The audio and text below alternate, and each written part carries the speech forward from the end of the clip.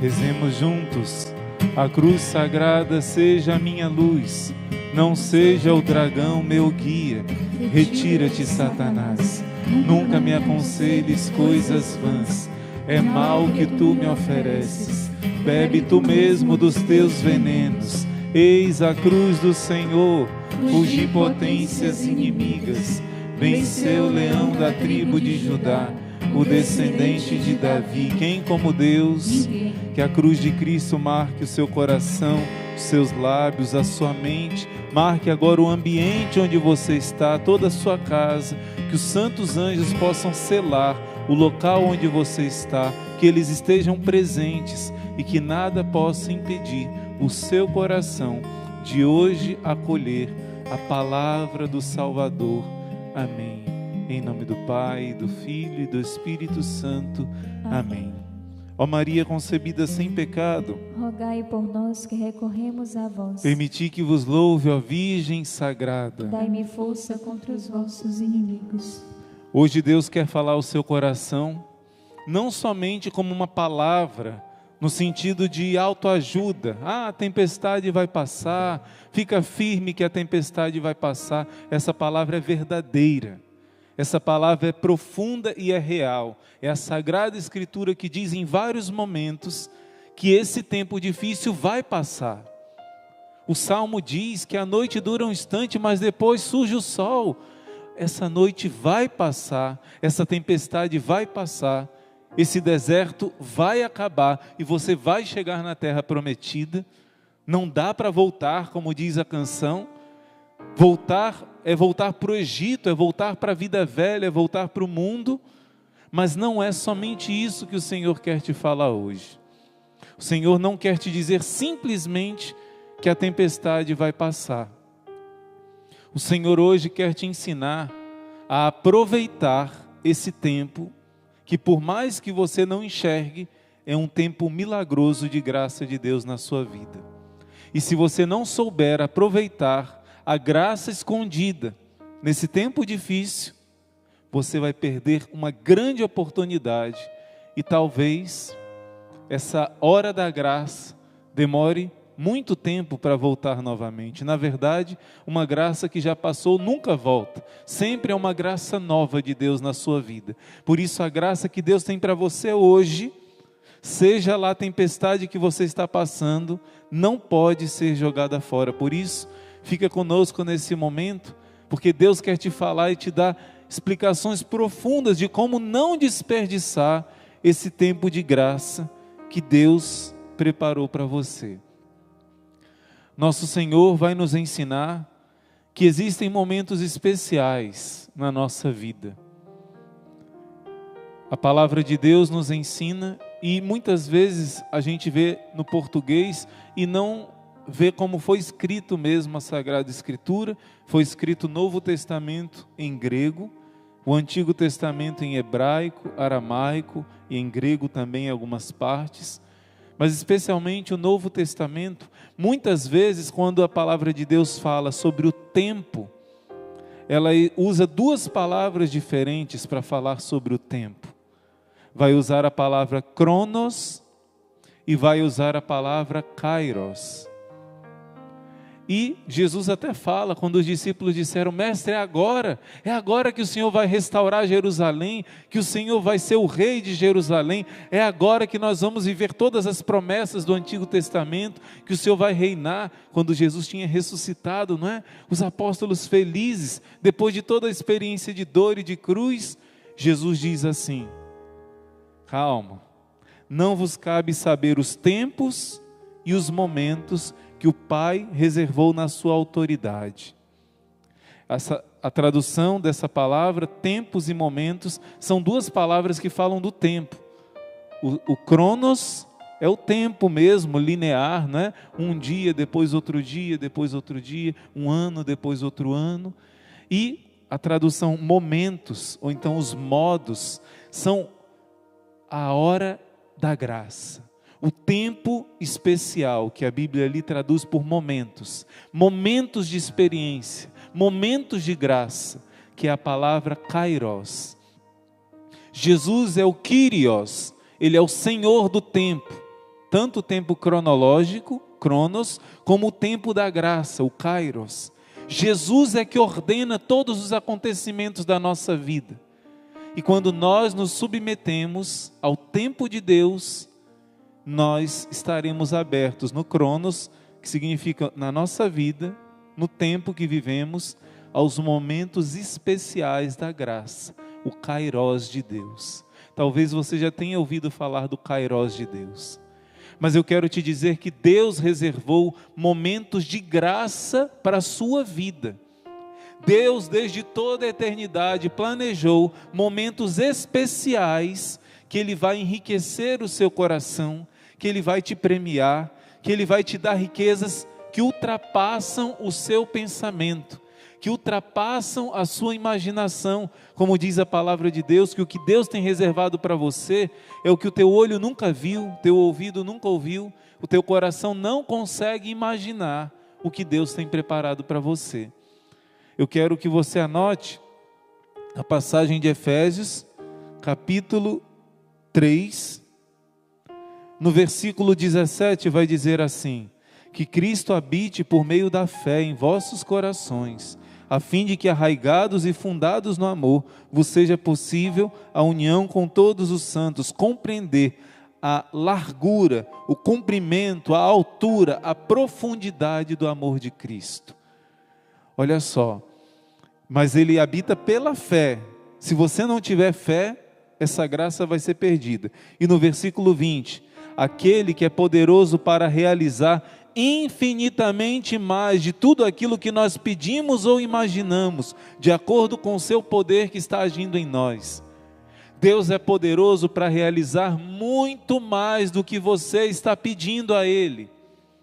Deus quer te dar muito mais, mas Ele precisa que você confie nele. Ele reservou horas especiais de grande graça para a sua vida.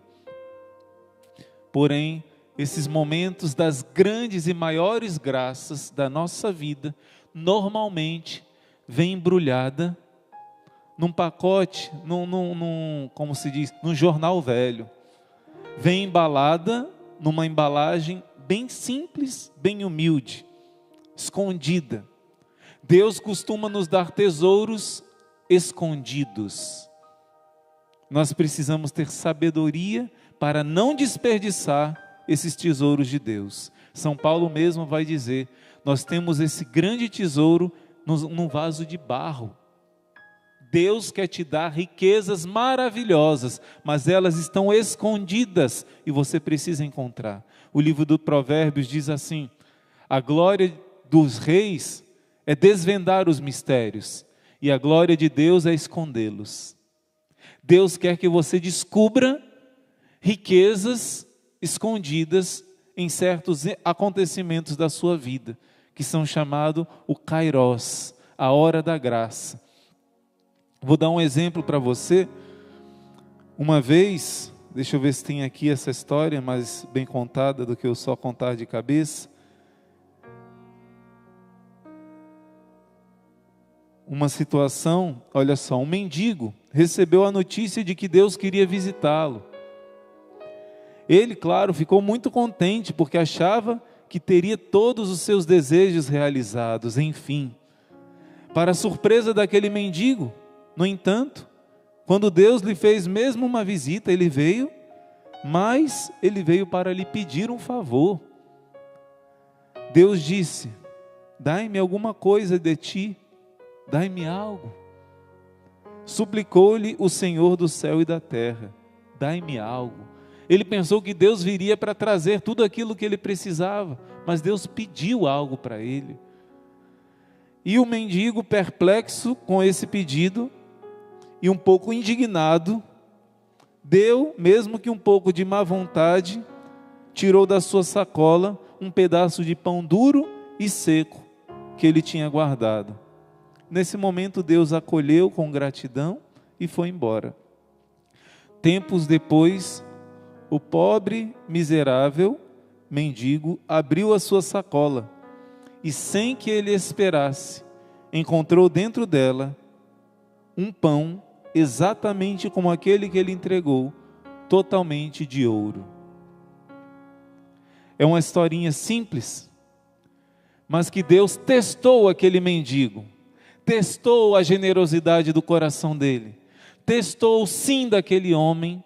No momento de fome, no momento de prova, aquele homem só tinha um pedaço de pão, e Deus pediu o que ele tinha, mas ele mesmo um pouco contrariado, ele deu, era o que ele tinha, e aquele pedaço de pão se tornou, se ele desse a sacola inteira, seria uma sacola inteira de ouro que ele receberia. O tanto que você é generoso com Deus, multiplicadamente em proporção, Deus será generoso com você. Você lembra na Bíblia da passagem da viúva? Elias chega e pede que aquela viúva prepare um pão para ele, mas ela diz: eu estou pela vida do Senhor, eu estou fazendo esse último pedaço de pão para mim e para o meu filho, para nós morrermos. E Elias diz: confia na palavra do Senhor, faça o que eu estou te dizendo. E a mulher prepara o pão e dá para Elias, e Elias diz em nome do Senhor: não faltará mais pão, não faltará trigo, não faltará óleo. E Deus fez um milagre durante 3 anos e meio. Aquela mulher foi sustentada pelo milagre de Deus, porque ela disse sim na hora da prova, porque ela não desperdiçou a graça de Deus escondida naquele pedido do profeta. Será que na sua vida, às vezes, Deus está te pedindo algo? Na hora que você parece que não tem onde se segurar, você precisaria de um consolo, você precisaria de uma ajuda, você estava precisando conversar com alguém, você precisa receber oração, você precisa de uma ajuda financeira, e aparece alguém mais necessitado que você dizendo: me ajuda. Qual é a sua reação? Existem graças escondidas nesses momentos de prova, e Deus quer te dar uma riqueza imensa, se você aproveitar esse tempo, que é uma graça escondida. Deus infunde amor em nosso coração, Ele nos capacita, e depois de nos capacitar, Ele nos coloca para passarmos pela prova, e muitas vezes a maior graça, o maior presente de Deus na sua vida está escondido no momento de grande prova. Basta ver na Bíblia. Jesus recebeu o Espírito Santo ali no Rio Jordão. Jesus teve a experiência do Espírito vindo sobre ele. Jesus ouviu a voz do Pai se declarando como nunca antes para um ser humano. E o Pai dizia: tu és o meu filho amado, em ti eu ponho todo o meu afeto, toda a minha ternura, todo o meu amor. Sem ti eu não posso viver, tu és o meu tudo, tu és a minha imagem, tu és o meu tudo, o meu ser, a minha essência. Porque o Pai, o Filho e o Espírito Santo são um no amor. E o Pai faz essa declaração de amor ao Filho. E o Filho, que ali tinha se humilhado, pedindo perdão pelos pecados, não dele, mas da humanidade, mas entrou na fila dos pecadores, foi exaltado pelo Pai, seu coração se encheu de amor. Claro, Jesus já era cheio de amor, mas ele teve uma experiência ali, de uma maneira nova, uma experiência que encheu o seu coração de gozo, de paz, de força. E com essa força do Espírito Santo, a Bíblia diz: o Espírito Santo levou Jesus para o deserto para ser tentado pelo diabo. O Espírito Santo levou Jesus para ser provado, como esse mendigo que Deus visitou para provar o coração dele, e porque ele deu aquele pedaço de pão, Deus o recompensou. Muitas vezes você está no meio da tempestade e não está enxergando que ali existe um tesouro imensamente grande escondido. Talvez você esteja passando por essa tempestade e dizendo: meu Deus, eu nunca pensei que isso fosse acontecer comigo. Meu Deus, por que comigo isso está acontecendo? Meu Deus, eu nunca pensei. Meu Deus, eu não tenho força para enfrentar essa situação. Deus vai te fazer como na Bíblia, como no deserto. Deus vai te fazer ver sair água da rocha. Porque quando você acredita no tempo da prova, Deus te revela tesouros escondidos no meio dessa tribulação.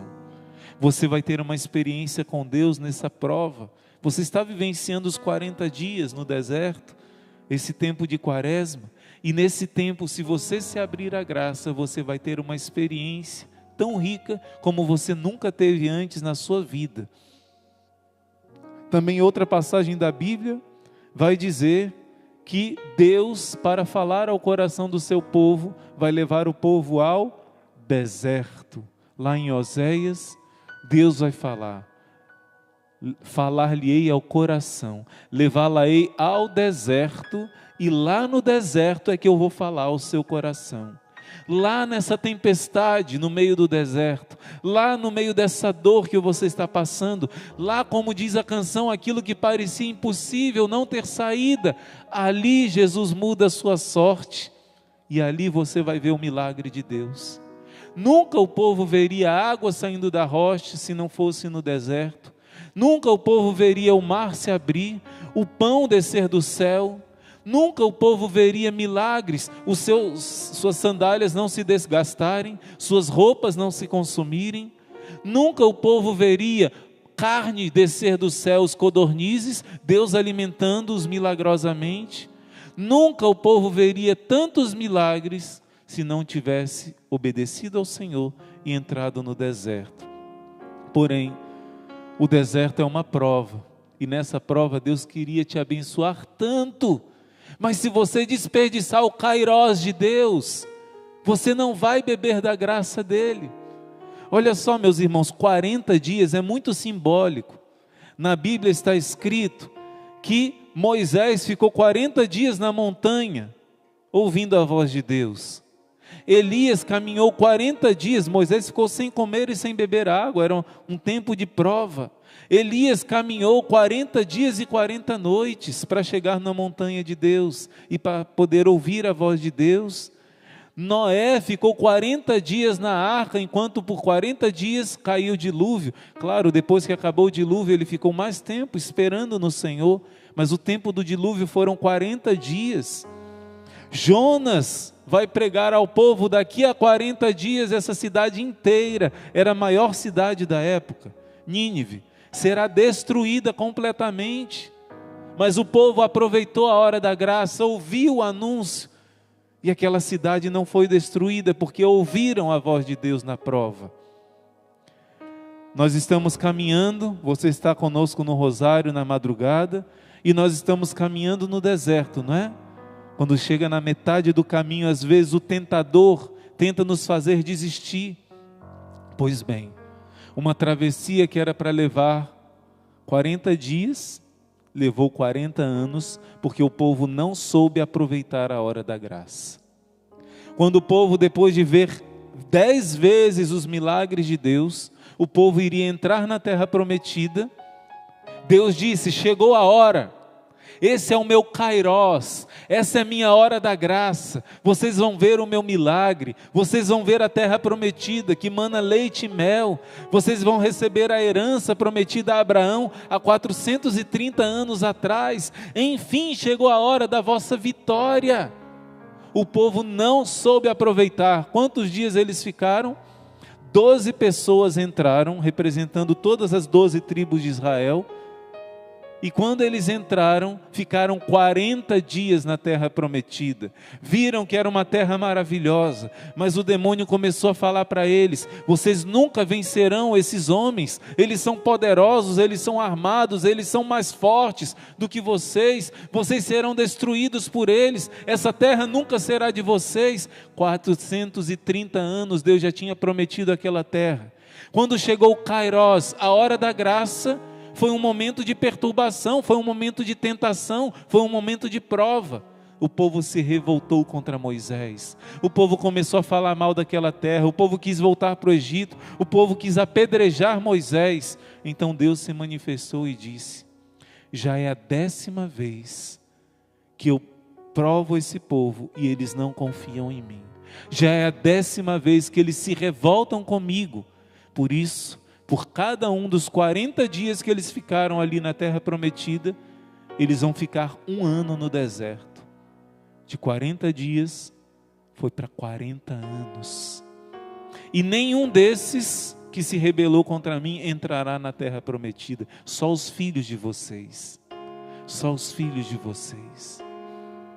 eles desperdiçaram a hora da graça. Não confiaram em Deus no meio da prova. Duvidaram de Deus, quiseram desistir, se revoltaram com o Senhor, jogaram fora uma terra que corre leite e mel e não puderam entrar. Somente os seus filhos, purificados já, com o coração mais confiante no Senhor, esses sim entraram. Meu irmão, minha irmã, a Bíblia diz que o povo se revoltou. E depois que Deus disse isso, ficaram tristes, começaram a chorar, disseram: então nós mudamos de ideia, agora nós queremos ir, nós vamos lá, vamos enfrentar esse povo. Moisés diz: não vão, porque vocês estão agora sem a bênção de Deus. Deus disse que vocês vão viver no deserto por 40 anos agora. E o povo disse: não, nós vamos, mudamos de ideia, agora nós vamos conseguir enfrentá-los. E aqueles que foram, Moisés disse: vocês vão ser destruídos por eles. E eles foram massacrados, os que quiseram ir, porque foram na hora errada, foram sem a bênção de Deus. É como um ônibus, que você precisa pegar naquela hora exata.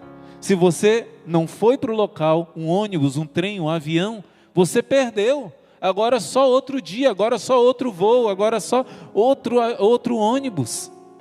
Perderam a hora da graça, porque 10 vezes Deus tentou que eles confiassem. 10 vezes eles passaram pela prova no deserto e não confiaram. Mas nessa 10ª vez, perderam completamente e só os seus filhos entraram. Deus está dizendo para você: não jogue fora a hora da graça na sua vida. Não jogue fora essa hora da graça na sua vida. E meus irmãos, nosso Senhor quer nos ensinar exemplos de quem soube aproveitar a hora da graça. Olha só que forte o exemplo primeiro de José do Egito. José do Egito, vocês conhecem a história. Ele foi vendido por seus irmãos por causa de inveja. Os seus 10 irmãos o venderam, quiseram matá-lo, mas um deles, com medo de fazer algo tão terrível, disse: vamos aproveitar e vender para esses ismaelitas. Ele primeiro é vendido como escravo, já uma prefiguração de Cristo, por 20 moedas de prata. E José não se revolta com ódio. Depois de ser vendido como escravo, ele se torna escravo de um homem chamado Potifar, e a mulher de Potifar, muito bela, quis seduzir José.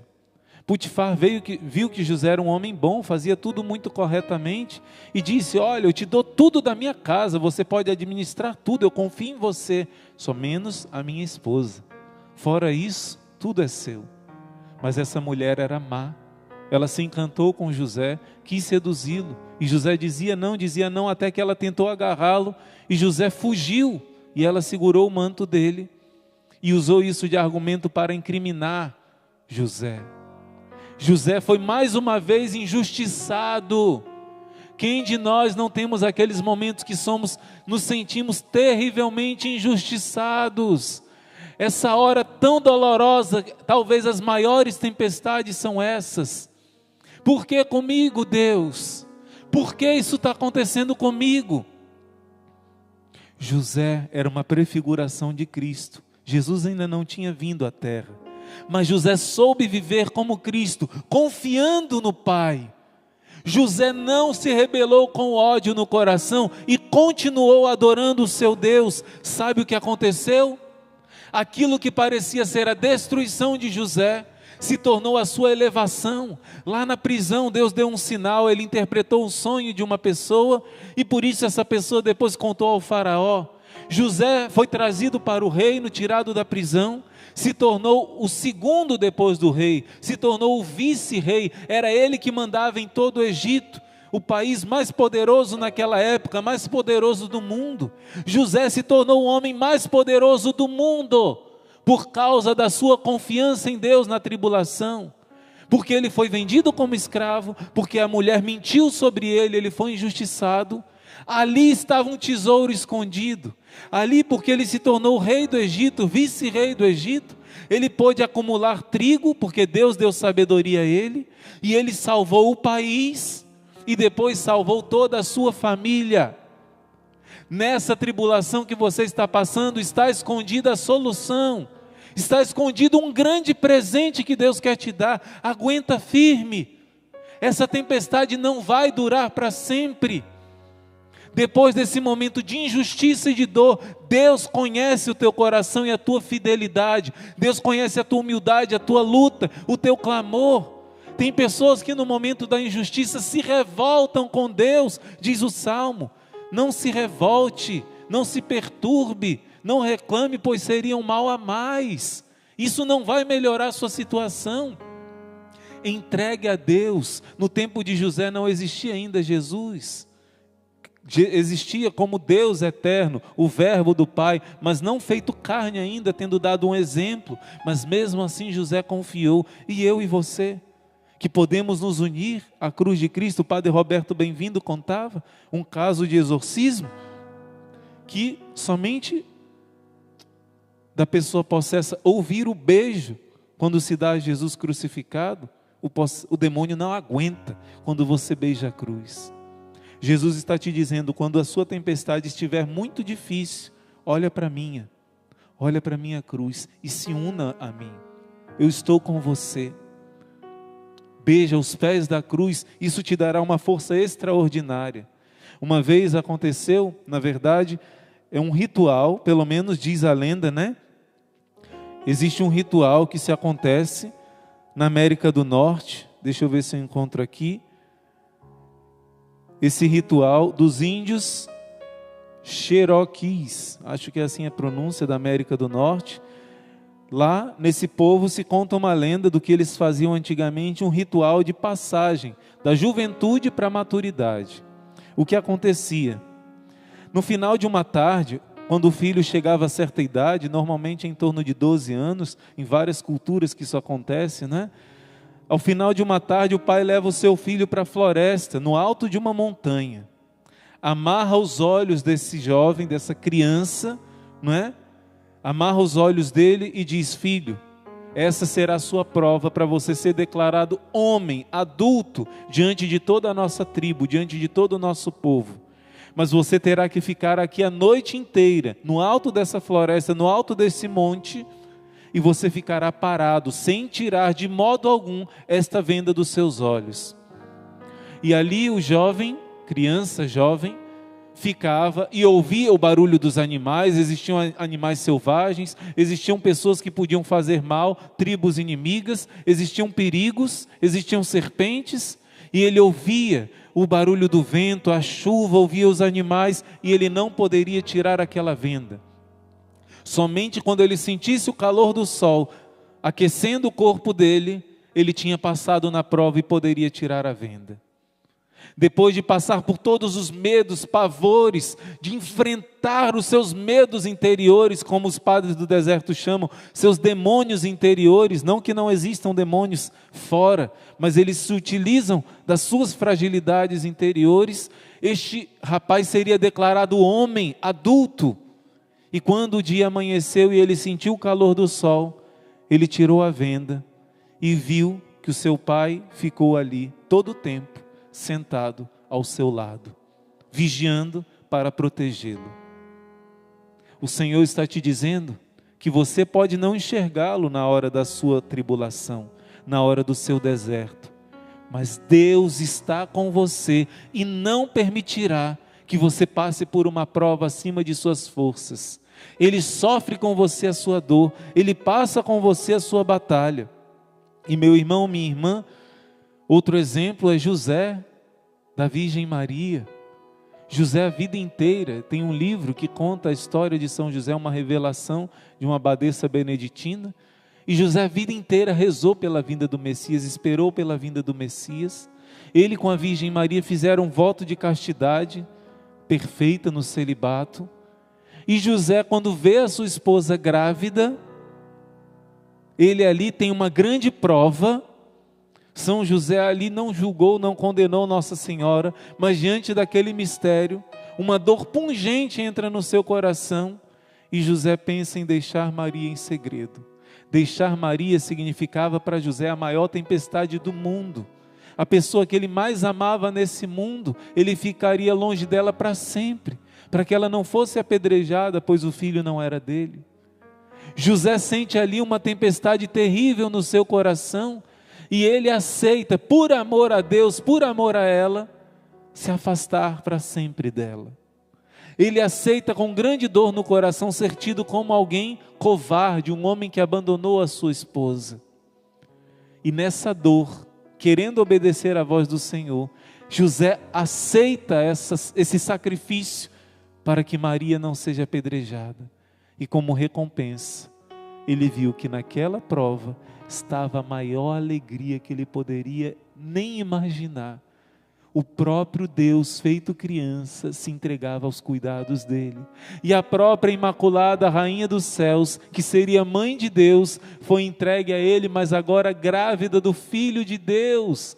A tempestade se transformou em bonança. A grande dor de São José se transformou em alegria, porque ele não duvidou das promessas de Deus, mesmo na hora mais difícil do sofrimento. Deus está nos dando essa lição. Deus nos está te dizendo, a cada um de nós, você e eu passamos pela prova de fogo. Você e eu estamos como povo no deserto, caminhando. São 40 dias como Jesus viveu, os 40 dias perfeitos de jejum. Nós estamos vivendo esse tempo da quaresma, e durante esse tempo muitas provas você tem passado, não é? Muitas batalhas. Deus está te dizendo, não faça como o povo de Israel, que jogou fora o grande presente. Eles iriam entrar depois de 40 dias, eles iriam entrar na terra prometida, só 40 dias, são 40 dias de luta, de prova, não é fácil, mas Deus está dizendo, nesse deserto você vai encontrar um oásis, nessa tempestade está escondido um tesouro para a sua vida, aguenta firme, confia no Senhor, se une à paixão de Cristo, beija a cruz de Cristo, beija os pés do Senhor. Eu te amo, Senhor, o Senhor está comigo nessa dor, eu tenho certeza que eu vou superar, eu tenho certeza, estando junto contigo, qualquer coisa se torna mais leve. Eu confio em Ti nessa prova, Senhor. Então você entra na terra prometida, sem precisar passar por 40 anos, porque o povo não confiou. A hora da graça estava ali, e só depois de 40 anos, com Josué, eles entraram, atravessaram o Rio Jordão, e chegou novamente o Kairós, a hora da graça. Mas não joga fora, a hora da graça está agora, nessa prova de hoje, nessa prova que você está atravessando agora. Essa tempestade já vai passar. Quando uma mulher está grávida, sente as dores do parto, sofre muito, diz Jesus, mas depois que a criança nasce, ela nem se lembra mais daquilo que foi a sua dor. Você nem vai se lembrar mais dessa dor. Tamanha será a alegria se você confiar no Senhor nesse tempo de prova.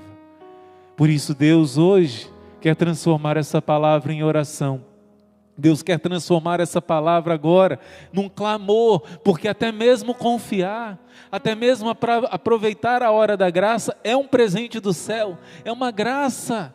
O povo não conseguiu porque não rezou, o povo não pediu a Deus a graça da humildade e da confiança. José do Egito conseguiu e foi vitorioso. José da Virgem Maria, São José conseguiu e ele está agora intercedendo por nós. Você não vai desperdiçar a graça que Deus separou para você.